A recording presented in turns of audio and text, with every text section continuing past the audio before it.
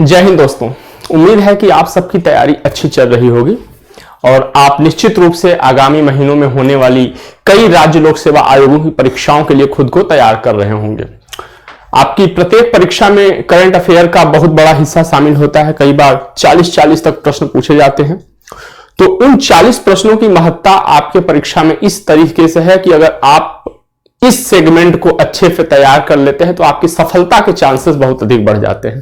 तो उसी को ध्यान में रखते हुए डेली करंट अफेयर डिस्कशन के अंतर्गत हम महत्वपूर्ण विषयों पर प्रश्नों के रूप में हम लोग व्याख्या करते हैं, चर्चा करते हैं। ठीक है, तो चलिए शुरुआत करते हैं बजट से। केंद्रीय बजट 2023-24 के अंतर्गत बजट की 7 प्राथमिकताएं अर्थात सप्तऋषि में क्या शामिल है? सप्तऋषि कहा गया 7 प्राथमिकताओं को बजट भाषण में, उसमें क्या शामिल है? समावेशी विकास, अंतिम छोर मतलब अंतिम व्यक्ति तक पहुंच, सी बुनियादी ढांचा और निवेश, डी उपरोक्त सभी। तो इस प्रश्न का उत्तर है उपरोक्त सभी। विकल्प डी सही है, ऑल ऑफ द एबव सही है। अब इसके बारे में हम थोड़ी चर्चा कर लेते हैं, बाकी व्याख्या देख लेते हैं। तो जो बजट में 7 प्राथमिकताएं चयनित करी गई हैं जिनको कि सप्तऋषि संबोधित किया गया है, उसमें समावेशी विकास, अंतिम छोर अंतिम व्यक्ति तक पहुंच, बुनियादी ढांचा और निवेश, निहित क्षमताओं का विस्तार, हरित विकास, युवा शक्ति और वित्तीय क्षेत्र शामिल है। ठीक है, चलिए आगे चलते हैं अगले प्रश्न पर। अगला प्रश्न भी बजट से संबंधित है, महत्वपूर्ण प्रश्न है। ये सब परीक्षाओं में पूछे जाने की संभावना इन्हीं प्रश्नों की अधिक होती है। ठीक है, जैसा कि अगर ट्रेंड एनालिसिस हम देखें तो केंद्रीय बजट 2023-24 में पारिस्थितिक संरक्षण हेतु घोषित योजनाओं अथवा नीतियों का उनके उद्देश्यों के साथ सुमेलित जोड़े का चयन करें। अब हम देख लेते हैं। मिष्टी मैंग्रोव वृक्षारोपण से संबंधित है। अमृत धरोहर आर्द्र भूमि के इष्टतम उपयोग को प्रोत्साहन देना है।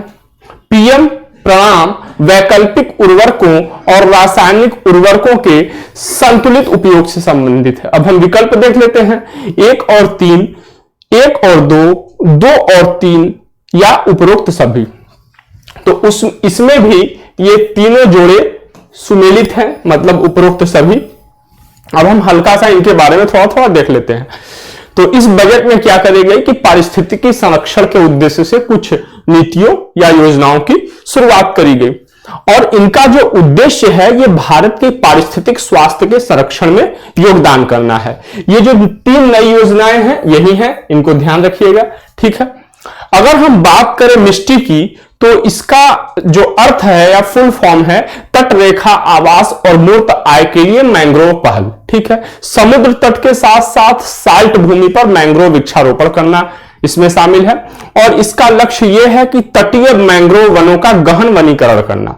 ठीक, अगर हम अमृत धरोहर के बारे में बात करें तो अमृत धरोहर के अंतर्गत क्या होगा कि अगले 3 वर्षों में आर्द्र भूमियां जो हमारी हैं उनके इष्टतम उपयोग को प्रोत्साहित किया जाएगा। जैव विविधता, कार्बन स्टॉक, इको टूरिज्म के अवसरों और स्थानीय समुदायों के लिए आय सृजन को बढ़ाया जाएगा। ठीक, और इसके अंतर्गत अमृत धरोहर के अंतर्गत जो झील हैं या जो कि आर्द्र भूमि है उनके महत्व और उनके संरक्षण पर जोर दिया जाएगा। अगर हम पीएम प्रणाम की बात करें, इसका जो फुल फॉर्म है पृथ्वी माता की बहाली, जागरूकता, पोषण और सुधार के लिए प्रधानमंत्री कार्यक्रम।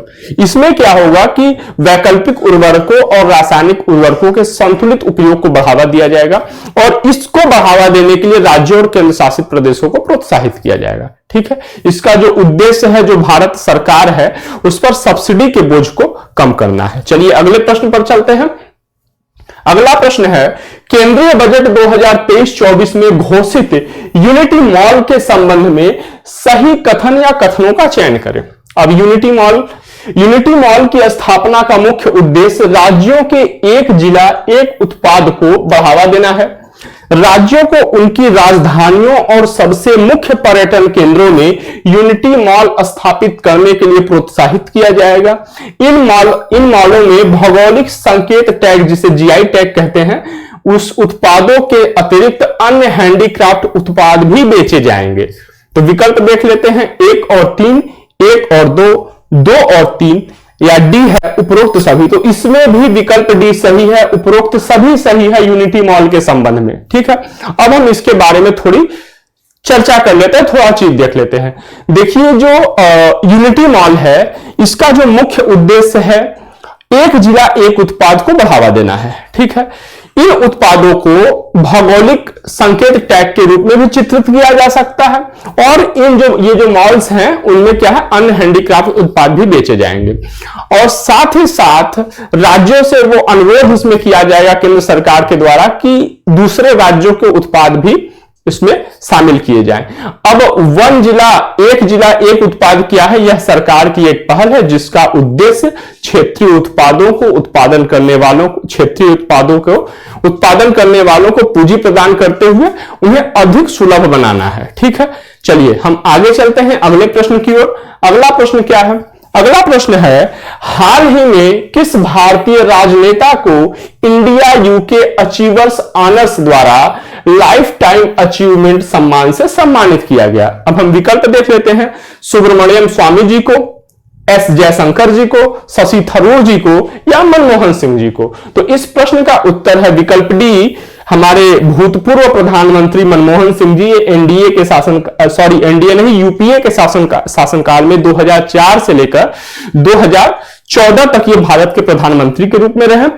इनको प्रधानमंत्री मनमोहन सिंह जी को आर्थिक और राजनीतिक जीवन में उनके योगदान के लिए यह अचीवमेंट सम्मान दिया जा रहा है। इसके साथ ही 75 लोगों को और दिया जा रहा है यह सम्मान। ठीक है, चलिए आगे चलते हैं अगले प्रश्न पर। अगला प्रश्न क्या है? अच्छा देखिए, बजट चूंकि आया तो हम एक ही दिन में बजट से संबंधित सारे प्रश्न तो करा नहीं गए हैं, चूंकि सब घाच पाच हो जाएगा, मतलब ये फैक्ट याद करें कि वो फैक्ट याद करें, इसलिए हम प्रत्येक दिन के करंट अफेयर के प्रश्न में उनको शामिल कर रहे हैं जो महत्वपूर्ण विषय हैं। ठीक है, इसी तरीके से हम बजट भी पूरा कर लेंगे और पता भी नहीं चलेगा कि हमने बजट पढ़ लिया। ठीक है, केंद्रीय बजट 2023-24 के अनुसार श्री अन्न किस एक को संदर्भित करता है? ठीक है, बजट भाषण में श्री अन्न कहा गया है, किसे कहा गया है? उत्तर देना है। मोटे अनाज को, चावल और गेहूं को, जैविक उर्वरकों द्वारा उत्पादित अनाजों को या मौसमी फलों को? ठीक है, तो इसका उत्तर है मोटे अनाजों को, मतलब मिलेट्स को। ठीक है, अब देखिए इसके बारे में हम थोड़ा देख लेते हैं। बजट भाषण में हमारी वित्त मंत्री श्रीमती निर्मला सीतारमण जी ने मिलेट्स को श्री अन्न कहा और सरकार भारतीय मिलेट्स अनुसंधान केंद्र हैदराबाद को इसके अंतर्गत एक उत्कृष्टता केंद्र के रूप में बढ़ावा देगी। भारत के ही पहल पर वर्ष 2023 को यूएन ने क्या किया है? इंटरनेशनल मिलेट्स ईयर घोषित किया है। भारत में एशिया का 80% और विश्व का 20% मोटा अनाज पैदा होता है। अगर हम भारत के और उत्पादक की बात करें तो भारत श्री अन्न का सबसे बड़ा उत्पादक है विश्व में और दूसरा सबसे बड़ा निर्यातक है। अब ये जो श्री अन्न है इसको क्या कहते हैं? सुपर फूड भी कहते हैं।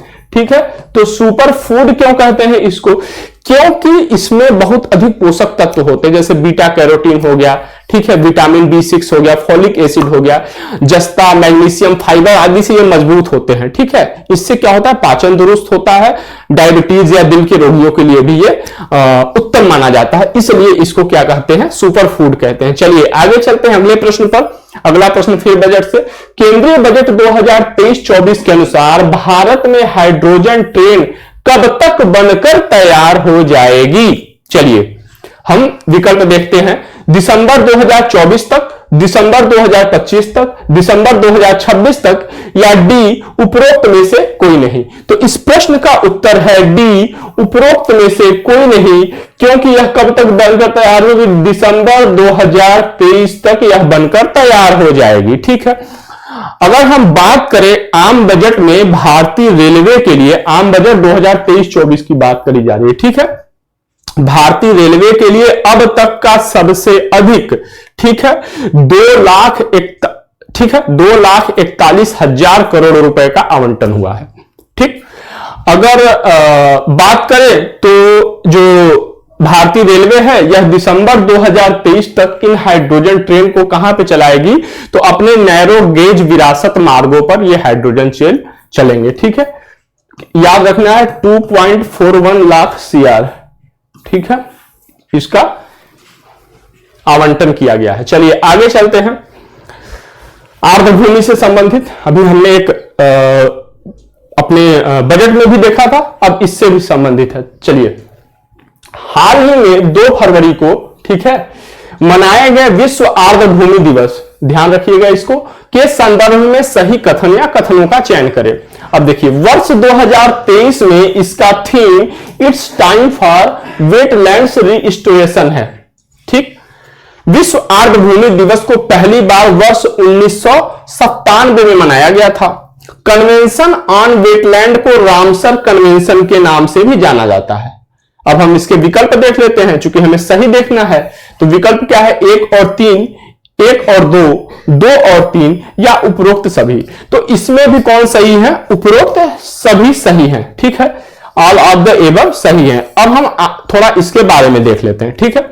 देखिए, 2 फरवरी 1971 को क्या हुआ था कि एक ईरान के रामसर नामक स्थल पे, रामसर नामक जगह पे क्या हुआ था, कन्वेंशन ऑन वेटलैंड पर हस्ताक्षर किया गया था। उसी क्रम में पहली बार इसे 1997 में मनाया गया था, ये हम देख ही चुके।